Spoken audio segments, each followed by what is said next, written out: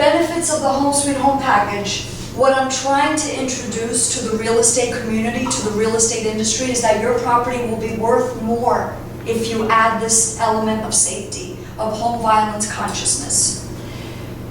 You could charge higher premiums. If I'm driving and for example, if I see this is my logo. If I see this outside of a property, I know, wow, that is home violence conscious. I would rather live there versus somewhere else because I know there I'll be protected.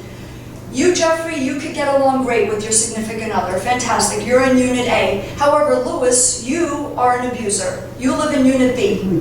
He lives across from you. You live across from him. He hears you beating on your wife or your wife beats you. The kids are screaming, they're yelling, and it's affecting his residency. But upon first incidence of abuse, you get evicted. Let's assume, I'm not saying, let's assume that you are the abuser. You get evicted, and the rest of the property is intact. Reputation is still intact, and I would rather live somewhere where it's home violence conscious. I would pay a higher premium. Instead of paying $1,000, I'll pay $1,010, $1,025 for this element of safety. Vacancy rates will drop because this element of safety, home violence consciousness, is added for all residents. I will give an example illustrating that. Decreases turnover, thus positively impacting your bottom line as a landlord. Be a leader in creating safe living spaces and maintaining property reputation. It makes for a more attractive lease over other properties.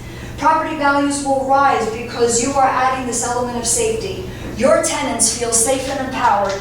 Limits the possibility of home violence seeping into community violence. 7 reasons why your landlord would hire me.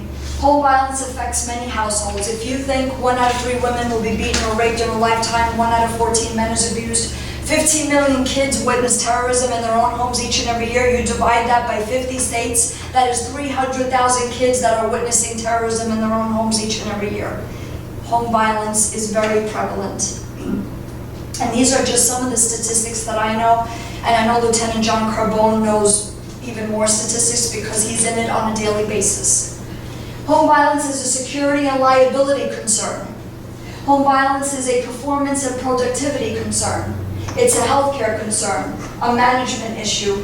Taking action in response to home violence works versus just sweeping it under the table and ignoring it. It's none of our business. It's a home. It's a domestic problem. It's a home problem. No, you as the landlord, you're responsible for your tenants. And I would think that that would include their safety, their individual safety in each and every one of your units.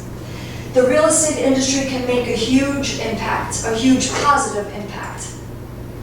I want to give 2 examples.